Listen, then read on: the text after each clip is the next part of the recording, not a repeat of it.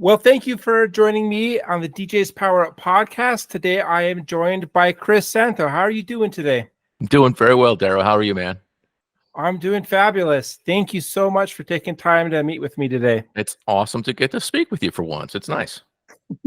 I know this is our first time talking together, so that's pretty exciting. Yeah, I enjoy your videos, man. I do. So I've watched a lot of them, and I realized that you younger generation is much better at putting out content than us older guys. Thanks for that. Well, thank you for the compliment, and I appreciate your videos too. I think that it's important for consumers to get information, and being able to see somebody like interact with the product is like super valuable. No doubt.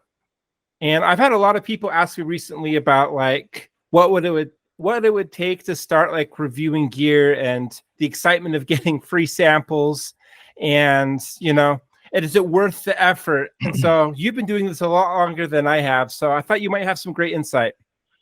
Yeah, I mean, it can be exciting in the beginning more than later, as you probably know, because I don't know how you got into this, but for me, I basically saw an inexpensive product that I thought might bring something to my shows, which were some small Chinese moving headlights, basically 7 LEDs, red, green, blue, white. I think they're red, green, blue, white, maybe amber. But anyway, so I bought 4 of them for like, I don't know, $250. I got them, and I was like, you know what? I'm going to make a video. And then I was like a lot of people you see, I was like a little over animated. I'm like, whoa, check these out. These are great. Whoa, hey, what? Watch that video now, and I'm like, what am I doing? But it wasn't long after that, somebody was like, hey, would you review mine? I'll send one to you. And you're like, okay, great. And then somebody else, then somebody else. Then you review some stuff some other places. And all of a sudden, Amazon's like, hey, join our Vine program. Let's send you some free crap. And you're like, okay. And now all of a sudden, you're like getting sent. And I've actually seen you do this too. You're like, hey, these are lights for my yard. Does it really match my channel?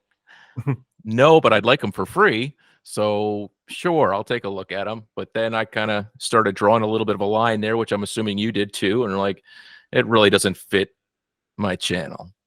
So getting free stuff, nice. Trying to get 2 free things to make them functional, a little harder. Yeah. Yeah, no, I think that's basically how I started too. I've been obsessed with pixel mapping type tubes for a long time. And I saw this product on Amazon from a brand called OPPSK, because I was using the Chauvet ones at the time, and they still are very expensive. And I wanted to do more for a certain like vision I had. And I saw these lights, and they're only $100 a piece, opposed to like $600, $700 a piece. So I thought it'd be so cool to like get so many of these. And I actually asked a DJ friend who had 4 of these if I could just borrow them, and I made a little review, and next thing led to another. Yeah, they started sending me more stuff, then other companies started sending me stuff, and yeah, here I am getting requests to review lights for my yard. And yeah, I know, right?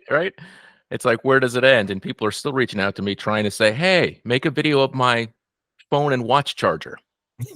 Yeah. What am I going to do with that?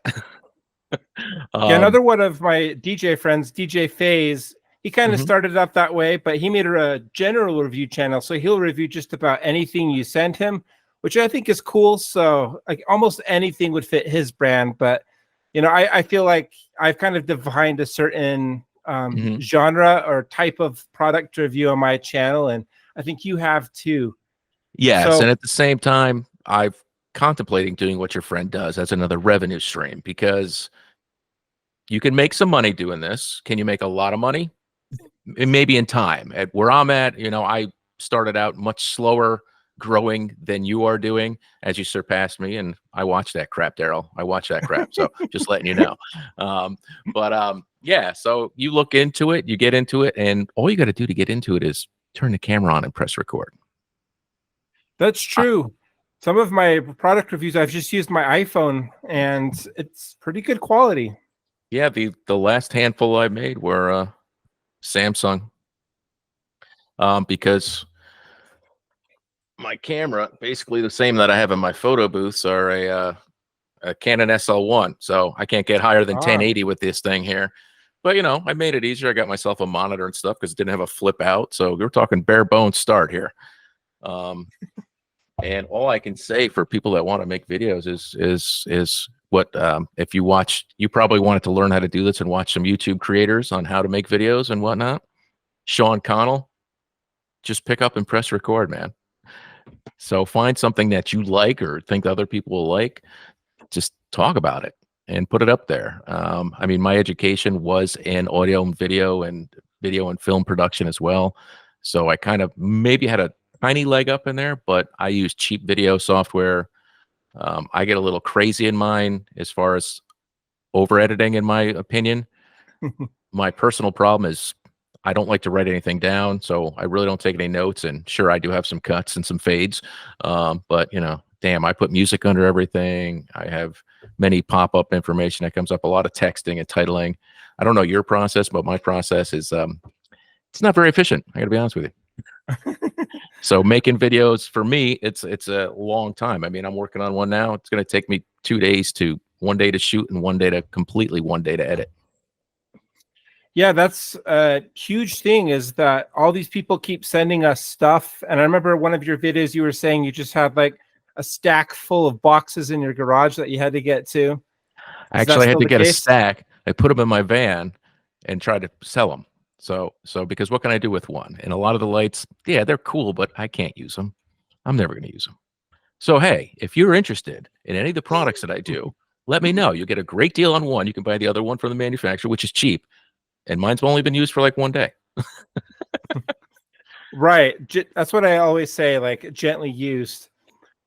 And yeah, because people have asked me that too, like how long have you been using this product? Like, what's it like after using 6 months? And sometimes I'm like, I don't have infinite storage. I have to let it go. Exactly. So I was a little jealous when you made the video comparing like 6 or 8 of them or 10 of them, whatever you did. I was like, man, I got rid of all mine. I wish I could have done that. It's a good idea. I know. Now I have like 6 more. I got rid of all of those, but now I have like 6 new ones that I have to review, and it never ends. Yeah, I've got the 2 or 3 I just did. I've got 2 newer ones. I've got 2 really cheap ones because I still get stuff like that too. All right, these little party lights. But I do say my light is not for just a professional DJ, because I do like lights. It doesn't really matter what they are. I like them. Yeah, and maybe me too. Starting in the 80s, you know, going to Radio Shack to get a light that just blinked, looked like a stoplight. That was exciting to me. Getting a strobe light was exciting to me. So to get things like with a remote control that have a laser, some kind of wash with them, some kind of strobe with them, some kind of black light with them, and something that moves, man, that's for $100. There's a teenager out there that likes that stuff, and it'd be great at their house. Exactly. Or somebody that's shopping for a teenager and they need to get something off Amazon for Christmas. Yeah, a great thing. So how do you decide which gear to review? Well, again, it kind of really leans into the channel, and that it is lighting. I'm not going to do a watch review.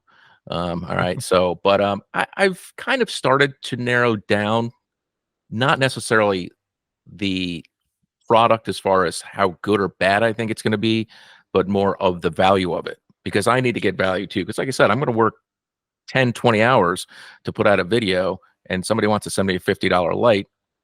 What's my return? Now, is it something that maybe an affiliate link will help me with, and I'll make something on? Because I got to tell you, some of these lights, like one of them, like Sheds, when they started sending me lights, they didn't have an affiliate program. I asked them, hey, you got an affiliate program?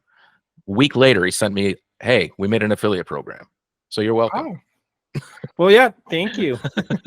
maybe there was more people, but I was like, hey, do you have one? They're like, then like a week later, like, hey, we have one, which was better.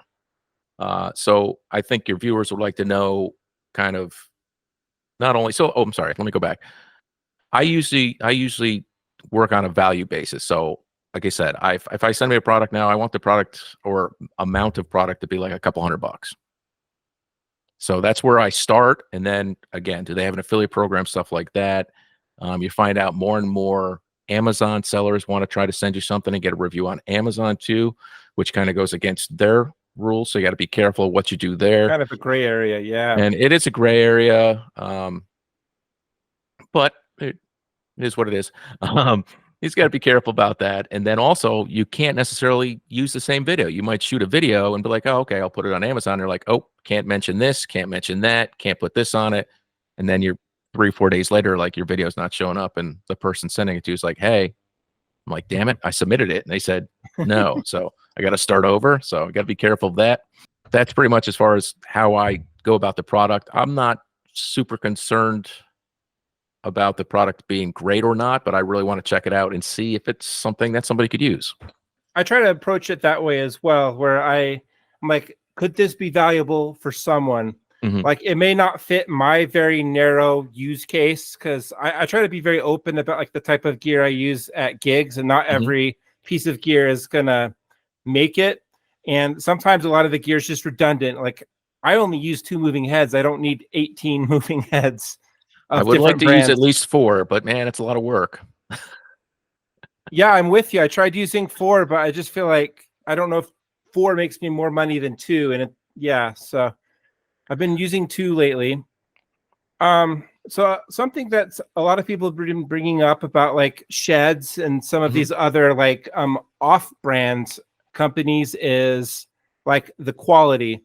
And so what, on your opinion, is affordability at odds with quality? Well, I don't want to do this to any Mac users, but I have to bring up the comparison for a Mac price to a PC price. Now, I'm going to knock on some wood and say, listen, I can still buy 2 PCs for the price of your Mac. And my PC's, the lighting computer that I'm using running Chauvet Show Express, I've been using for what, 6-8 years, and I bought it at Walmart for like $400. So when it comes to like companies like sheds, I have had good luck. I've had 2 bad luck experiences with sheds, but they were both the same experience. And the same experience was the geysers. All right. I don't know if you saw my geyser video. Bought them, used them for 2 or 3 days, ran vinegar and water through them, cleaned them, put them away. Had a buddy said, hey, can I rent those from you? I said, sure. Pulled them both out, filled them up. Neither of them worked. Oh. And I don't know why. I don't know how. I think I know why. I've got one to work. The other one, I was like, hey, what the heck? But so I can't imagine that is a one-off failure. I think there's a failure in there or something else. Don't know what. But that's my only bad experience. As far as I've seen somebody else do a video with some of the 19 by 15 watt moving head wash, the 5 to 50 degree zoom. Right. Those are my go-tos. They don't fall. They haven't fallen apart on me. They haven't just. I don't know what happened to his. You've probably seen that video. Yeah. But I use those when somebody books a higher package. Those are my first lights I put on the totems. All right. So I've had great luck with them. I've got 160s. I've got 260 watt the beam wash. I think you might have done those as well. I've reviewed those. They're really excellent movers. The fans are a little loud and kick on and off, but I use a little quirky because it doesn't point down all the way super well. Those are the ones I actually use on the ground under the totems when I have the others on top. So I use those to kind of compensate, kind of balance. So, and I pre-program some moves in Show Express so that they're all up in the same angles. But these will be your effect lights down here. But, you know, my experience with most of the inexpensive lights has been good. Some better than others, for sure.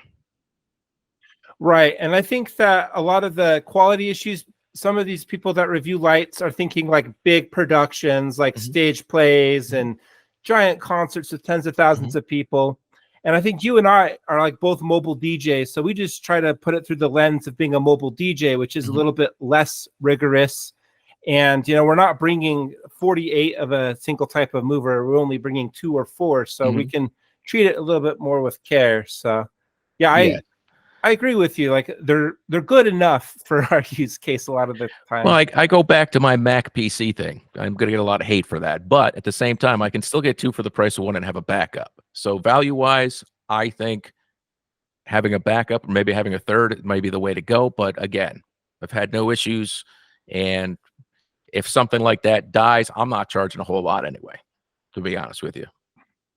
I'm not charging a whole lot. And most of the time, when I see a lot of great lighting in videos, and then I with a DJ and a photo booth business, I've been to a lot of other jobs just running a photo booth, watching other DJs and what they bring. And the lighting, as much as I like it, doesn't really affect your dance floor as much if you're a good DJ with good programming. Yeah, in my opinion. No, I totally agree with that. I mean, because if you do programming, you can be intentional. And so whether it's Show Express, Sound Switch, Wolf Mix, it doesn't really matter. As long as you're intentional, you can execute your vision easily. So yeah, very cool. Good stuff, man. yeah. So when you're like testing and reviewing these products, like what is your process? Like what do you look for? What do I look for? I don't look for anything, gotta be honest with you. What I really want to check it out. I want to show it in a light that I think would be usable. So I mean, I do everything pretty much right here in my basement. I don't take them out, and a lot of times I'll get kind of flack because, hey, I want to see them at a show. Well, that's great, but again, I got one, and you don't want to see one at a show. I want to put it up on a totem behind me at 8 feet and use it with other things and program one light for one use. I don't have that much time. All right, so that's not going to happen. So yes, I do everything down here. I typically don't turn off all the lights because you're never at a venue that's completely black. And I basically want to show it. The only thing that I cheat is using haze, because you can't use haze at a lot of places. Right. But a lot, I mean, I see people using it and some places can. So that is kind of, I don't want to call it cheating, but it is putting it in its best light. No pun intended. I love it. All right. Yeah. So I don't have any real qualms about a process as far as doing it. I want to basically show it from beginning. I'm stopping the unboxing because everybody knows it's coming out of a box. I'll show you what's in the box as you do as well. I'm sure we all learned that from watching other videos. So I'm getting away from opening the box because, I'm going to wind up cutting my finger off instead at one time. So I figured to stop that. So what's in the box? The menu, which is kind of boring, and I'm noting that too. I know people don't seem to care as much about the menu, and they're telling me my videos are too long. If somebody wants to learn how to use it a little bit better, they'll watch more of my video. No, I think it's valuable. I try to also show you like what it can do. Yeah, sometimes I'm starting to put that at the end too. Like, hey, I like this light. It does this. More info at the end. Yeah, especially when it comes to lasers. Like lasers, okay, we've got hundreds of DMX possibilities, and like if you want to see me take the beam and go like this and then make it go like this and then make it go like this, well, that's at the end of the video, because are you going to do that? I found most of the users that are watching our videos want to know the very simplified way to use it. Right. I think that sometimes it's difficult to know like whether you should do breadth and just kind of give like a surface level overview, or like go into depth and show you like all the little things. Like I did a review of a laser once, and surprisingly, like one where I went into too much detail going over every single DMX parameter, it did well. I reviewed a very similar laser where I didn't do that, and it didn't do as well. So I think that might just be the exception, but might be the price point of that laser too. Who knows? Yeah, it's $100 laser. So the fact that it turns on and does stuff is actually pretty remarkable. Right. Yeah, no kidding, right? I know. I love those things. But yeah, so pretty much want to show them pretty much what they can get out of it, and all in all, but real process, and like I said, pick up and shoot. That was me too. Like the first gear review I did, I was just kind of like, what do I do? And then I think I kind of got more of a process later on as I did it. Because I think I saw like this old parable where there was like a guy two people trying to learn to make pots. And one guy spent all his time trying to make the perfect pot versus the guy that made like 100 pots. And at the end of the time period, like the guy that made 100 pots was producing better pots because he learned from his mistakes and he just kept putting it out there. Well, I'm still learning from my mistakes.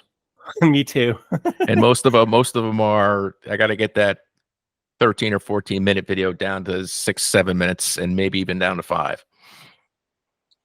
Yep. We just got to find what works for us, and the fickle algorithm changes its mind all the time. So it's tricky. So Can you share an example where there was like a piece of gear that exceeded your expectations that you really liked? Yeah, I mean the ones that I bought. I mean those sheds, 19 by I can't remember if it's 25 or 15 watt bulbs, but like I said, I use those. Also the 160 watt, the ones that I decided to buy a couple of, and I would love one of the B Topper BIs, the bigger one. I just haven't ponied up to buy the second one, but I'm doing I'm not B Topper. I'm sorry, the sheds one. B Topper one I'm actually doing right now. I'm editing that one right now. I know they sent a lot of them out. There's the 40 watt. I got the 25 watt, and I think they got a 15 watt. But those BI units, I think they're awesome.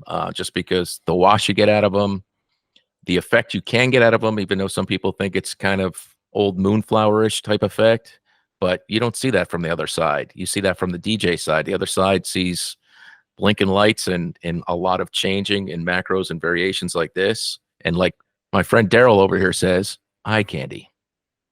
Eye candy, exactly. Eye candy. So I love those things. And also the lasers. Now, I don't think that I'll ever be able to use them, but the Shed's waterproof one, I thought was cool as can be. And I've got some cheaper ones from somebody. They're pretty cool. And I got, that's a deal I worked out to get 2 of them. So I like them. I'll probably never use them. But it's things like that. And it's hard for me to say that I've gotten lights that I really dislike, except for like really inexpensive ones. Like I have some of these box ones. They're like, oh, nightclub, this. I'm like, it's this big. And they gave me a stand and it comes with a stand that's 5 feet tall. I'm like, what nightclub do you guys go to? Third world nightclub.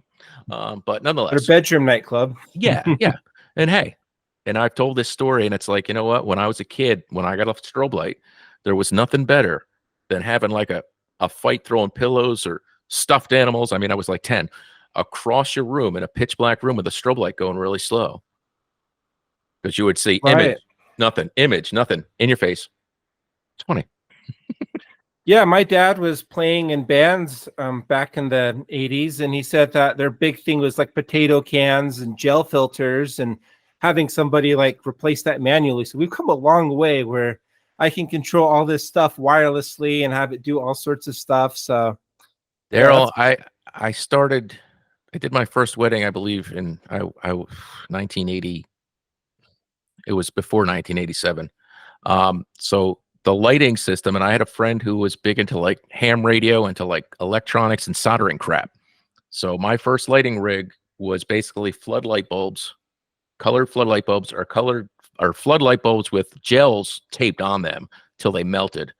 And it was basically a board that was this big with red bump buttons, which were switches bought at Radio Shack that were soldered together. So we could be like, ooh, we're moving the lights. We're changing the lights.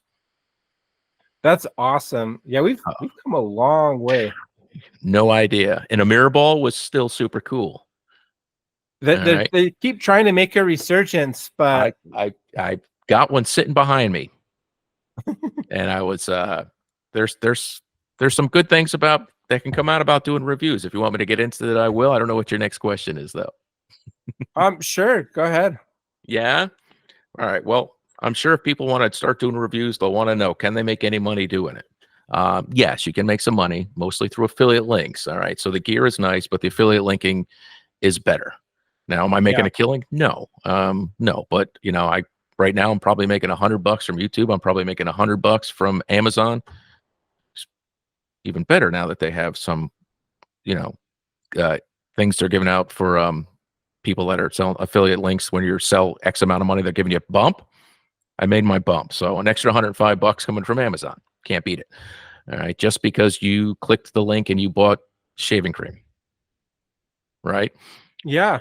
Also through this, the affiliate links from the other people, that's hit or miss, but I've made over time a few $1,000s. And one of the companies pre-pandemic, one of the first ones I started, I was making a killing off that company.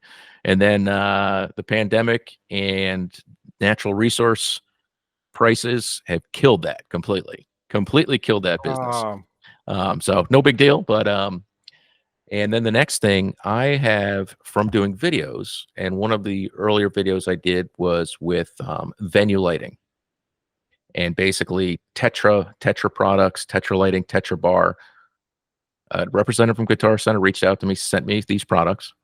I reviewed them, and then I've been working with Guitar Center / venue for the last year or so, and even working with them on projects that are being manufactured, which is cool. Oh, nice. So Yeah, that's really cool. they kind of paid me a small thing in stages to test some gear out, and even some competitors' gear, which they've sent me for free. And with that, I mean, I've gotten a couple $1,000s worth of free products, and popular ones, just to test Nice. out, so they could make something either similar or whatnot to say, hey, what do you like or don't like about this?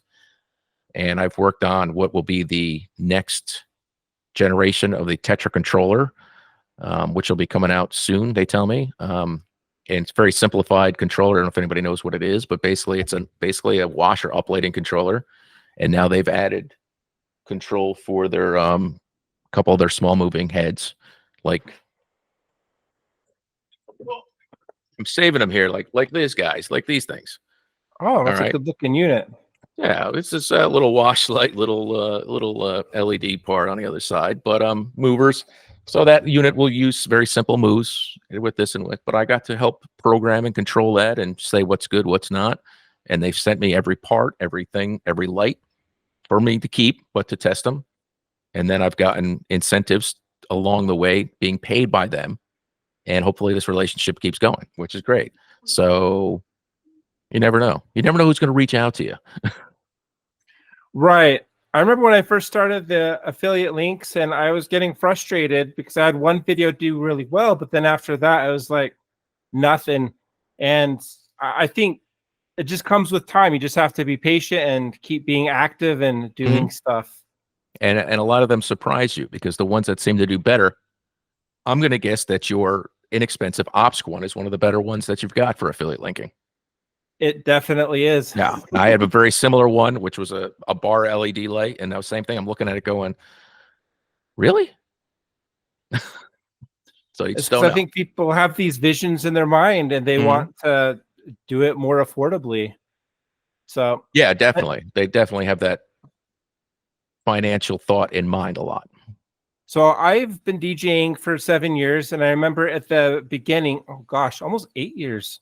But at the beginning, I wanted to like have an elevated setup, and there just weren't very many moving heads on the market. And like Shobe moving heads are famously kind of pricey. And I remember seeing your videos, and it kind of been like, all right, here's this other DJ who is using moving heads. And do you think that the quality has gotten better over the years with some of these off-brand products? Oh, 100%. Yeah, I mean, I just got rid of my first pair of moving heads, which were Blizzard G60s. Oh, All wow. right. So I just got rid of them. I just sold them. They still worked. They're big and clunky, and I was using them. And I was DJing out of when I was using those, I was DJing out of a Dodge Magnum. So I was doing 18 QSC with 212s and moving heads, and also some need to plug in battery, plug in uplights. So I mean, packed to the gills. And so I was like using tripod stands with the reverse mount, just like you guys are doing now on the monopods, with Yep. that bracket flipped upside down. But I was doing that on tripods, steel tripods, heavy as can be. But that's how I was using my moving heads. And I was using, started off with like a Chauvet board similar to this guy here. That was my first controller. And then I moved into Blizzard's version of, I don't know what they would be. It was like, it's like Chauvet Show Express, but it's kind of scaled back, but worked great. And so that was my entry into more programming of lights, I suppose. But those lights, which were $800 a piece, I'm perfectly happy with a $250, $300 one that I can get today. That's the Yeah. moral of that story. They were $800. They still worked, not super bright, cool patterns, did everything I needed, but a $300 or $400 light today compared to an $800 light then, not even a question. I will take the $300 or $400 light today over those. No offense, Blizzard, because your lights lasted and they were still working when I got rid of them. For sure. No, Blizzard puts out some good stuff. Yeah, but their So, prices have gone crazy. right. So you're a mobile DJ. What is your area again? I'm in Jersey. I'm in dirty Jersey. The south part, the not dirty part, say. But yeah, so I'm sure you see a lot of the guys online that are within an hour and a half of me. You know, from Nick Spinelli, who's south of me. Well, he works everywhere, but he's south of me, working for a company that's northwest of me. So him, Jason, and whatnot, they're all in a general vicinity with tons of other people. Oh, geez, that's some tough competition. No, they're out of my league. I'm not afraid to say it. So where they're charging $3,000, $4,000, $5,000, $6,000 just to go out, I'm way below that.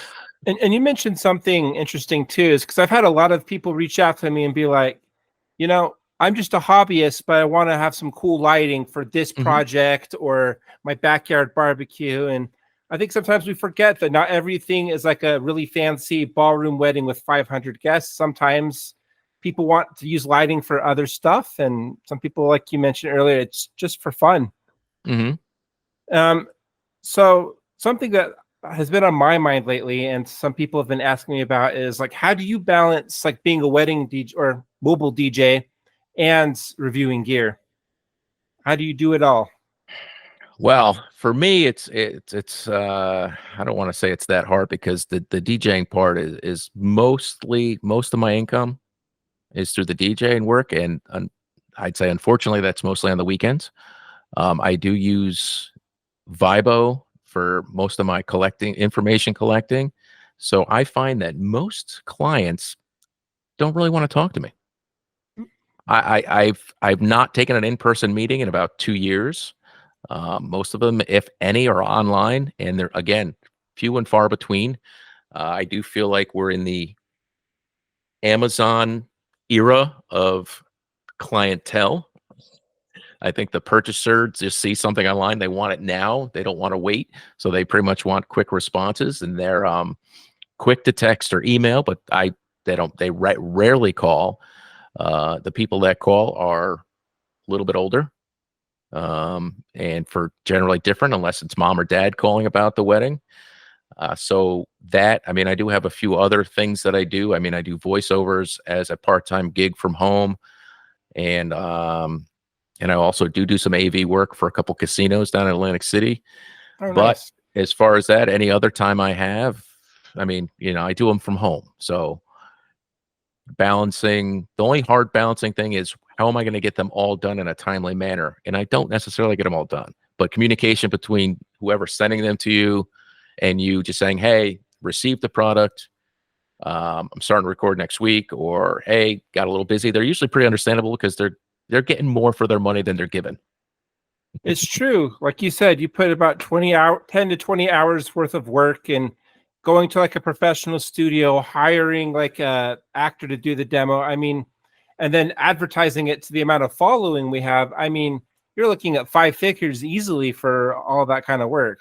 Yeah, one would think. And granted, maybe the videos don't have a ton of views, but you just never know if something will change that. And I don't know. I can't guess what your channel gets. I can tell you mine, I'm between like 15 and 20,000 views a month, which isn't great. But I mean, I seriously, until this year, probably put out 6 videos a year. So that's kind of how it started. And I just kind of saw that. And when they were like, hey, we're going to monetize you, I'm like, my videos are doing pretty good considering I don't put much out. So that's when I was like, okay, maybe I should start to do some more, trying to balance that. And the balance for me is, do I really want to go and play with this light for the next 6 or 8 hours? And then half the time that I do it, I gotta be honest with you, I shoot it and I look at it, I'm like, I don't like how this video looks. I start all over. I've done it a handful of times, and I'm just like, just now editing something, I'm like, I should have had a shot of this, but I already boxed it back up, and I don't really want to pull it back out of the box and plug it back in. So Do you, in that situation, do you pull it out again and do it again, or do you just depends. let sleeping dogs lie? Depends. I mean, that, and I can go back and look and say, hey, I have a shot let me clip that shot and slow it down half speed. I think I'm good. And I'm going That's to me use it. too. I'm going to use it here instead of here. So it's a note. It's a side note. Yeah, I just finished a video for a certain product that I'm releasing tomorrow, and I captured some B-roll that I forgot to put into the video, and it's pretty easy to overlay it, but I already uploaded it to YouTube and put the title, and it's like I'm not gonna do it. But yeah, it eats me up. So I totally know what you're saying. I've had that issue too. Now I've had a client reach back out to me, go, "Oh, we've changed our logo." And I'm like, I've already published it. You want me to take it off of YouTube now? You want me to delete it and change the logo, which is the same, but it's not black in the background. It's white in the background. Something stupid. So I'm like, it still says the same name, right? No, not changing it, because that will totally. It would like, hey, there's 1,000 views there. Go on. And don't underestimate 15 to 20,000 views. I mean, if you've ever done like paid advertising, I mean, that's expensive. I mean, think about DJX. That's the DJ conference that's coming up next. I guess by your area, huh?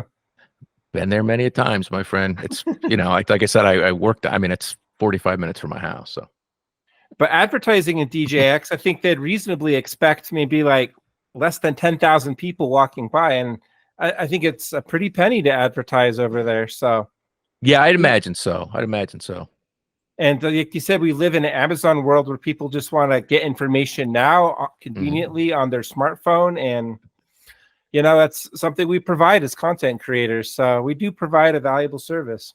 I think so. Yeah, man. I mean, like you said, it can be fun. It can be kind of just seriously time consuming. And, if you really, really find something you like, it makes it easier.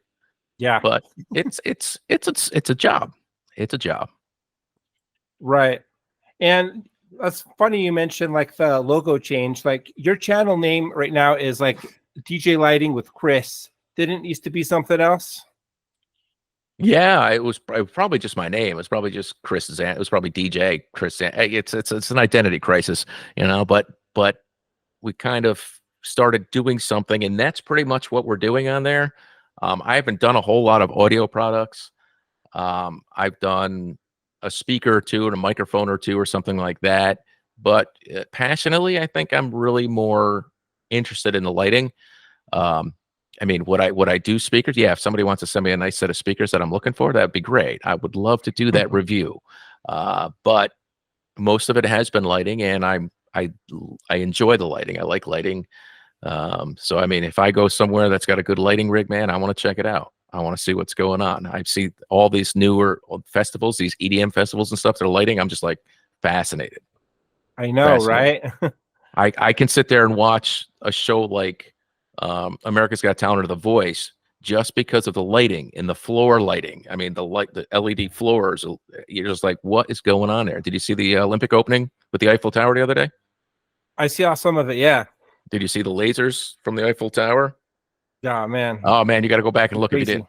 But yeah, so that kind of lighting design, I can't run it. I don't know how to run a Grand MA3, and I wish I could.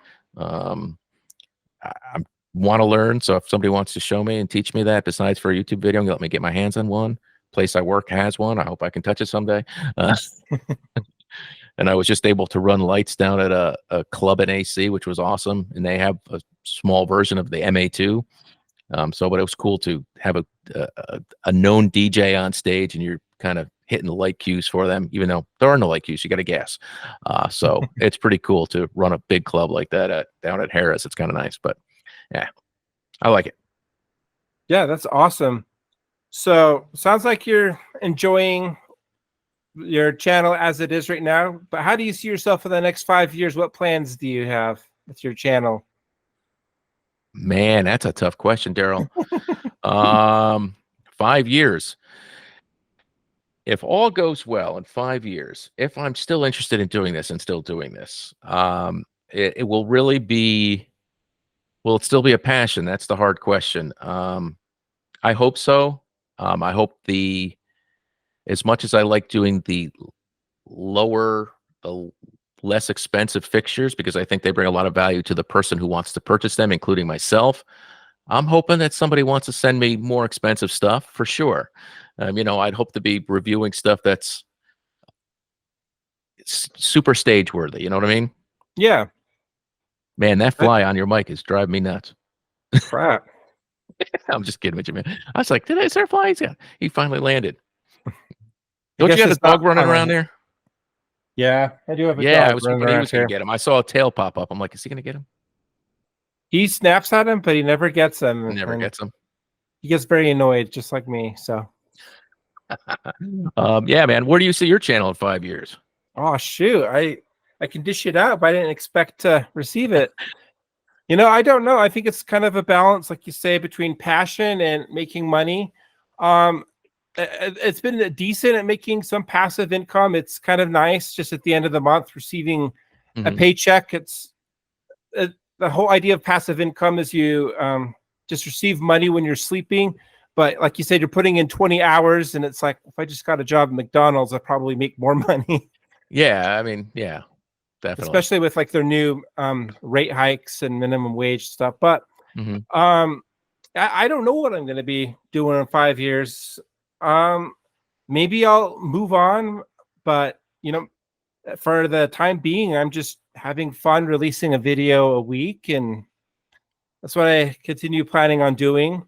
I like doing like the affiliate sales and like showing products, because that was like my idea at first, is like every product deserves to have an honest review to show the good, the bad, and the neutral. But yeah, I've been a little bit more picky with stuff that I'm more interested in.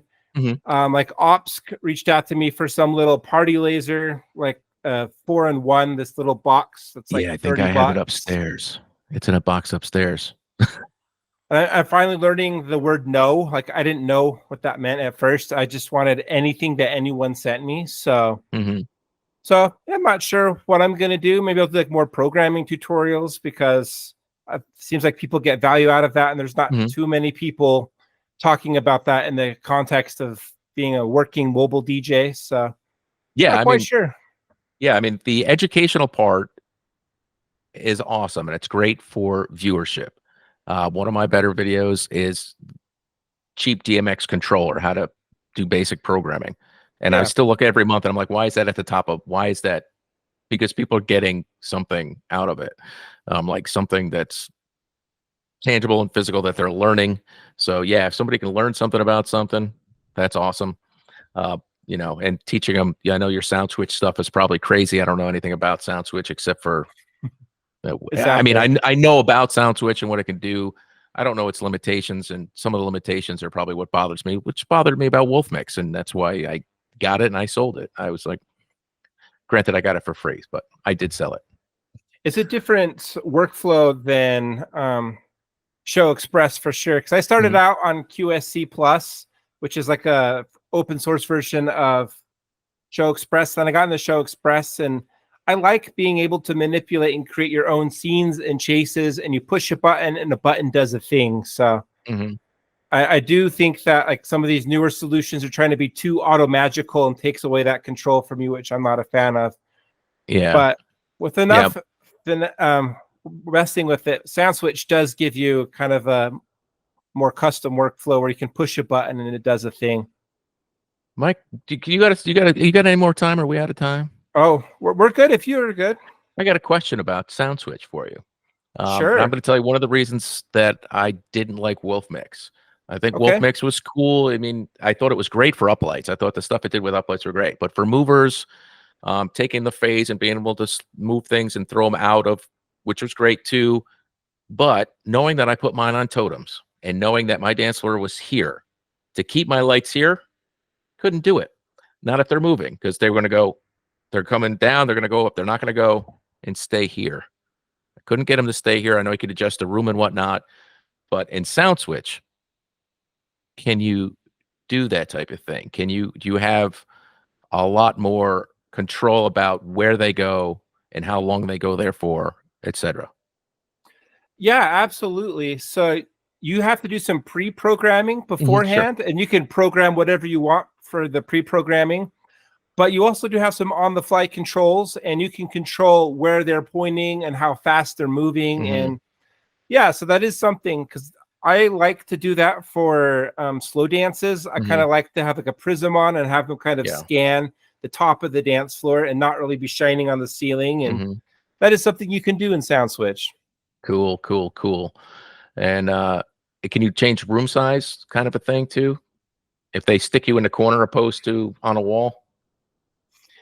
So if you do some on-the-fly manual control of your movers, yeah, you definitely can do that, where you can adjust like the room size and whatnot. You do have some control of like your positions. Like part of the SoundSwitch workflow is that you can adjust the positions like one time depending on your room size. But all the pre-programming and stuff, like it's kind of hard to adjust all of that. So you would have to, if you are really picky about how your movers act, you would have to do some of that on the fly control. Cool, cool, man. Well, thank you. Yeah, of course. Because that's your go-to, right? SoundSwitch? Yeah. Yeah, SoundSwitch is my go-to. And a lot of people, it's kind of funny. Like SoundSwitch didn't know who I was when I started making SoundSwitch videos, and people started watching my videos, and somehow I'm like the de facto spokesperson of SoundSwitch. So that just happened, just making videos and pressing record, like you said. So, but brand deal to follow. I have not received a ton of monetary benefit from it. They gave me a free license after a year of making good videos for them, that's and cool. they promised me well, I forgot you got to pay for that yearly though, right? So you can do a one-time subscription for like $200, or you can pay monthly for $8, or I think 100 or so for yearly. Yeah, that's not terrible. If you can get a lifetime, they give you upgrades? For the duration of the 2.0 version, and if they ever do a 3.0 version, which they haven't said whether they're doing it or not, then I think you'd have to do some sort of cross grade or something. See, I got these crazy questions as a virtual DJ user. Free upgrades for life. I know, I'm right there with you with virtual DJ. Love that. And what was it, like Record Box or Tractor, that you're gonna have to start paying a monthly fee to use it? Yeah, I'm not even sure. I don't know. I like the debates, but I've been on virtual DJ for so freaking long that yeah, love it. Yeah, no, virtual DJ is great. I started on Serato actually, but I wanted to do video DJing on a PC, and Serato just can't do it. But virtual DJ is great. The new stems, amazing. I love it. I started on some weird stuff, man. I had Torque from M Audio. And I had a Cortex, which was a rack unit that was a hard drive based or flash drive based. Times are much better now. But I know. So I guess one of the final questions is, there's just kind of the debate of like consumerism. It's like, when is it time to like upgrade your lights and buy something else, versus trying to buy the latest and greatest all the time, because new people are always putting out new controllers, new lights, new speakers. What are your thoughts on that? Well, I've never been considered a trendsetter in the market here. I'm not the first to jump on to anything. And a lot of times it's because I think, well, everybody now has that, and are they getting a lot more out of it? So I mean, I think one of the best things you can have is uplights or wash lights. I think they bring the most value and the most impact. I think movers are great, but I think they probably bring a false sense of something, because they look like you're bringing more expensive stuff to your jobs, and they look really cool moving around up there, even if you don't turn them on. If you have these things just doing this, people are like, whoa, I'm at a concert. It's great. So, and then I know a ton of people who still use sound active on these things, and I don't understand. But they're still getting gigs and everything's great. So, as far as the latest and greatest, yeah, man, if you have the purse, that's awesome. I've never been the person that had that. I did used to want to be on that bandwagon, and I probably spent more money than I should have. But I don't think it's necessary, and I don't really think it adds any reciprocal value to you. I don't think you're going to walk out and get more money. It's going to look great, and you're going to enjoy it. Now, I don't think the people on the other side are going to be like, whoa, the newest and greatest. Yeah, I still have people telling me they love my DJ setup that looks like your kind of setup, one of the T type setups, even though I made mine and it doesn't look a lot like them. Like, wow, your setup is so cool. You know what? Most people don't go to weddings every weekend. They're not like us. So they don't know that they think something's new that's 4 years old. Right. But when it comes to room uplighting and if you're controlling that and you can make it do what you want to do when you do it, people do see that and they do realize that that is cool. For sure, man. That's my 2 cents. You know, I haven't jumped on the tube lighting thing yet. I'm like, I tried some and I like them because they don't blind people. Because I did start out, I don't know, it must have been 15, 20 years ago. I bought some Chauvet color strips and I mounted them on my speaker poles. I'm like, these are cool. Look at them. And everybody's like, yeah, look at them. Look at them. They're great. They're blinding me. Oh, did I lose you? Oh, I think we ran out of recording time. The hard drive is full. Okay, here we go. I don't know what happened, but I think I might have kicked something. No, I agree with you. I think it's all about being effective and producing the effect you want deliberately. And, you know, if you don't like tube lights, you know, you're not going to get any judgment from me. Like, I know there's pros and cons and different people value different things. So I think I might have lost you on part of that. So I do like the tube lights. I just haven't jumped on that wagon yet. Now I like them because they're not blinding. Because I started out with Chauvet color strips on speaker stands. I was like, this is cool. Look. And I was like, and all the audience was like this. Yeah, I'm looking, but I can't see anything. I'm blinded. And I had complaints. I'm like, these are blinding. Can you turn them? So I would turn them. But now that effect is gone. This effect is gone because now they're facing a wall. But yeah, so I like the tube lights. I just don't know that I need 6 or 8 of them as my thing like this, even though I think they look pretty cool, but I just hadn't jumped on it yet. I think more DJs need to ask themselves that question. Is this going to make me more money? Exactly. And then kind of base their decisions on that. It's like, is the rain performer going to make me more money? I think for some people it will because it has more functionality. It'll get them more in the zone. And I don't know. But yeah, for me, probably not. Hey, I'm still using a DDJ SX2. I have one of those in my garage, and I just recently got off of it. It's a really good controller. I've got one button not working, and it's a Q button on the right side, which I can just press the pause button and run it back and use that as my first cue point. So whatever, still works. You know, for me, DJing is for me, it's more about the programming, the correct music. So I'm not the greatest mix DJ, not even close. So for me, it's I'm a little more old school as far as programming goes, and you know, some moderate MCing, not much, but yeah. And I had another guest, Richie Stedman, and he's a guy from my local area of Utah, and yeah, he said something similar. It's like, as an entertainer, you don't have to do all of the things. You need to have like some baseline level of all the things, but you have to at least do something that like engages the audience. You don't have to have everything, you know.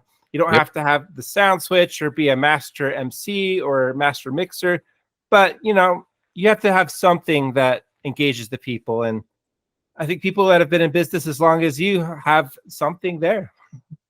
We got something. Receding hairlines is what we got. Receding hairlines and weight gain.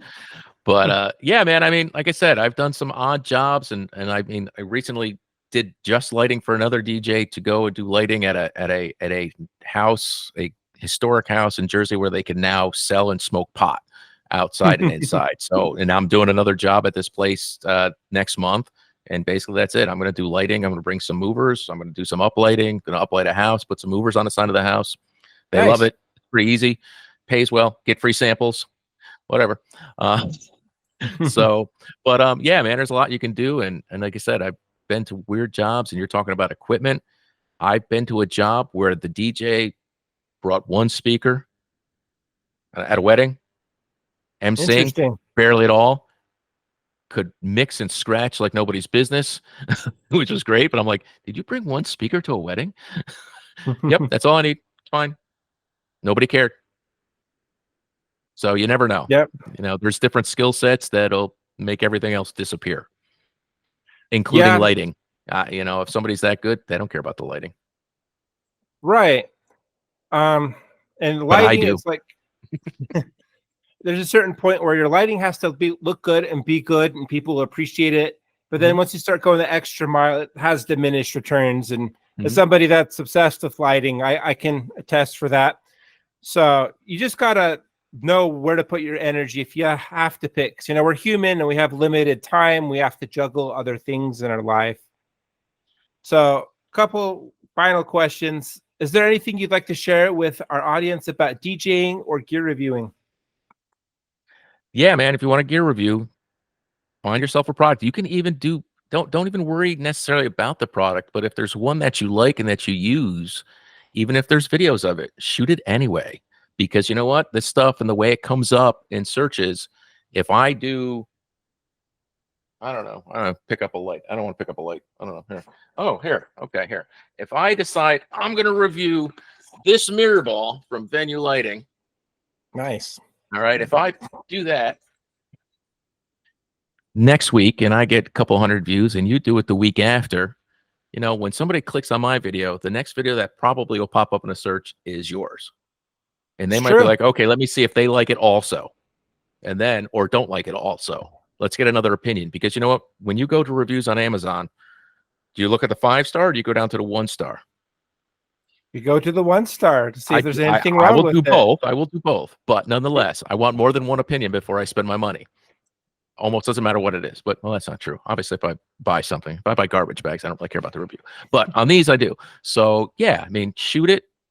Do it. Make a couple. You don't even have to make a lot before somebody was like, hey, they make videos because they know you're cheap labor. They know you're cheap labor, so they won't care. They'll be like, hey, this will work. We can send you our well, they'll start with like a $50 light or $100 light. They'll be like, hey, he's got views. Let's try it out. So yeah, man, pick up and shoot. As far as doing the reviews, you know, sign up. If somebody offers you a product, do it. Make sure you're signed up for affiliate linking. Learn how that works. It's pretty simple. Make sure and link everything, and you know, kind of follow Daryl's roadmap. I got to be honest with you. Do some shorts, do some Instagram posting, and really, when it comes to anybody around you, don't let them tell you what you're doing is a waste of time or stupid. Because I feel like it's happened to me. And I mean, I made my first video. It's not online anymore, but I saw Brian's Red and I saw what's his name that's in Europe, and they were doing, you know, practice and enjoy, and I was like, oh well, crap, these guys are doing it, I'll do one too. And I did it. It had a little traction. Somebody's like, why are you doing this? Why are you wasting your time? Granted, I was still using like a handheld hard disk camera. It was crazy. But you know, if I kept Awesome. doing it, I would optimistically say I would have 40, 50,000 people. Now I don't. I started all over with something inexpensive, which is fine. But if you want to do it, do it. Don't listen to anybody. Don't let them tell you it's a waste of time. Do it. Be passionate about it. If you can find anything about that product that's different than what you've heard that you noticed, put that in there and put it in early in the video. So that's all I got for videos. And as far as DJing goes, plug away, find your zone. Don't worry about all the Facebook guys and all their pricing and tell me that they're not going to go out to work for less than $2,000. I can only take so much. And I We all also say, can. I also say, don't let them tell you that the line dances are cheesy, because all those people putting up those videos, they have foam LED sticks that they're handing out to all their guests, which there's nothing That's not cheesier than a foam cheesy. LED stick. It looks like a moonflower effect on your dance floor. Yeah, but they don't want to buy a moonflower, do they? That's where I draw the line. That's my newest fight. If you think line dances are cheesy, stop handing out cheesy props that are, you know, they're $1. It's $1 foam stick, and that's exciting to you. A line dance is perfectly fine. Do what works. Do what people like. Nobody's dancing. They'll dance at a line dance. Give them the line dance. Yeah, That's I could talk my two about cents. line dances. I put out a short recently, and a lot of people got really mad because I said it's okay to do line dances, and people didn't like that. But anyway, that's a whole other Daryl, I thing. know And you got a clean channel, but tell them to go F themselves because, you know, if the line dance is going to be a line dance, I did a very inexpensive Sweet 16 yesterday for a gentleman I used to work with for his daughter. And it was daytime.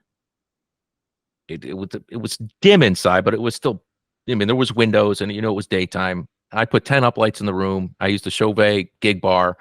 Um, I use it when nobody pays me for lighting because I got it for free and I do DMX it. All right. And nice. you know, granted it's fine. No It's judgment. perfectly I fine. use my Perfectly fine. gig bar in sun active mode. Yeah, I don't do that because I took the time to DMX the whole damn thing. That's another If you story. did the effort, you got to do it. Yeah. Well, you know, there's certain things you want it to be able to do. You want it to be able to go la la la, whatever.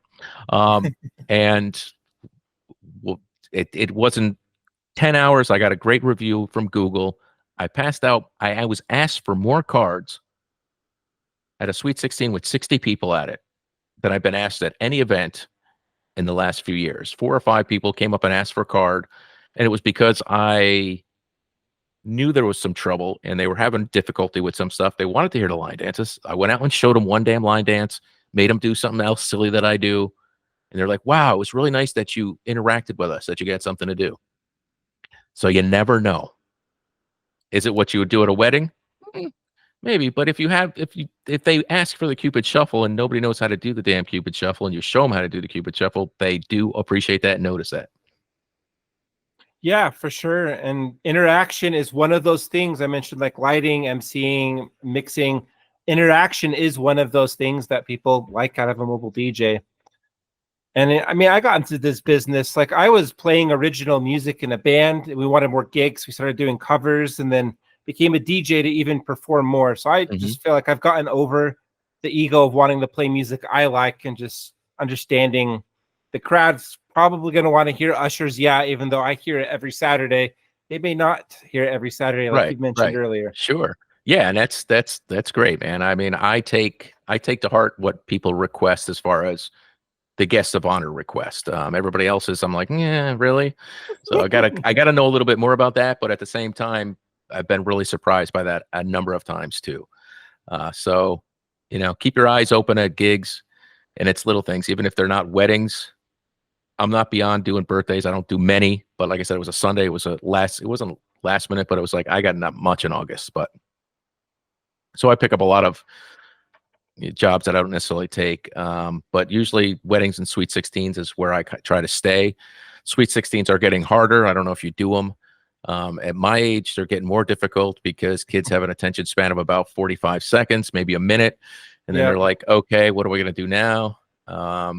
And if they don't like something, they'll let you know, which is crazy too. And then getting between them, the parents, and what's explicit, what's not explicit.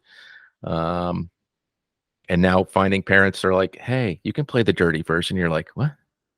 We want to be the cool parents. They do want to be the cool parent right after grandparents leave. I've gotten that too. They're like, hey, their grandparents left. You can play the dirty ones now. Like, I'm like, I don't even have the dirty ones. And they're upset.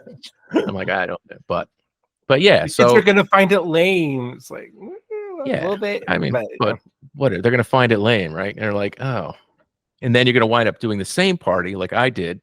You're like, okay, I do Sweet 16s all the time. Last minute call comes in to do a like a homecoming at like a Catholic school with like 400 kids. And you're like, yeah. And then the principal walks behind you and goes, you can't play the dirty version. I'm like, no, I'm playing the radio versions. And then she goes, you can't play the versions with the blanked out words if the words are bad because they'll sing it. And you're like, your kid is the one asking for it. You know what they listen to. I'm playing the cleanest version I can of that. But you want me to know what every word is that's blurred or played backwards or changed because they know it? Yeah, that is a whole different discussion. In Utah, we're very religious. So I've encountered that many a time. But Kris, thank you so much for joining me on the DJ's Power Up podcast. And where is the best place for people to follow you? You can find me right at YouTube at Kris Szanto, and that's pretty much it. You look me up. I'm sure you'll find me. Look up a Sheds Light. My name will come up. Pretty easy. And it's Instagram at By Design DJ. And that's pretty much it. If you want to send me a message, and also, hey, when you do reviews, you gotta, last thing, Daryl, I don't want to keep you, but when you do reviews, you got to expect people are going to comment, good or bad, and you're going to get questions. And I've spent much of my time, I'm very good about that. I've had people ask me how to use something. If I can get on the phone with them, if I can get on a Instagram direct call or whatever and DM back and forth, I've spent hours trying to train people on a lot of the stuff that I've done. So they expect to answer questions, but also expect that, hey, you might be that one asking questions. So you might want to take the time to do it because I think it helps your following. So I'm always happy to do it. The people will be super grateful too, and you'll feel good because you're able to help and make a difference in somebody's life. Because this stuff is frustrating as heck, and it can be. Being able to alleviate that is really rewarding. Yeah, I've had people they're like, hey, what's your Venmo? I want to send you a few bucks for helping me out. And I've had people do that, and it's great. I don't expect it, but every once in a while, you just never know. And again, you never know who you're going to meet from this. And if I could tell you one more crazy story, I had somebody reach out to me about a year ago. I was driving home from a gig. They called me up. And they're like, hey, you probably know me. I'm so-and-so. I'm calling from LA. I'm like, who's this? It's like 11 o'clock at night for me. And I'm like, okay, whatever. It's like, okay. And so now I'm at home and I got another message. I'm like, is this a joke? I got a text message and a call. And this guy wants to know how to use this controller. He's like, hey, is this cool? I do this function. It's for kids with cancer, and I want to do lighting myself, and I'm buying a sound system, and I want to do all this. I'm like, okay, great. All right. So, okay, I can go over some stuff with you. Turns out this was a guy who was an actor, and he was in one of the Raiders of the Lost Arks, and he was a child actor. So this child actor who became my best friend almost overnight because he wanted to learn how to use gear. Nice. Very strange, but nonetheless. That's my only good story there. That's my only pro story. Okay, bye. See ya. All right. Thank you, Kris. Thank you very much, man. I look forward to seeing this world premiere tomorrow, whatever it might be. And I'll be doing that OPS small multi-box controller light that you turned down. Sounds good. End video.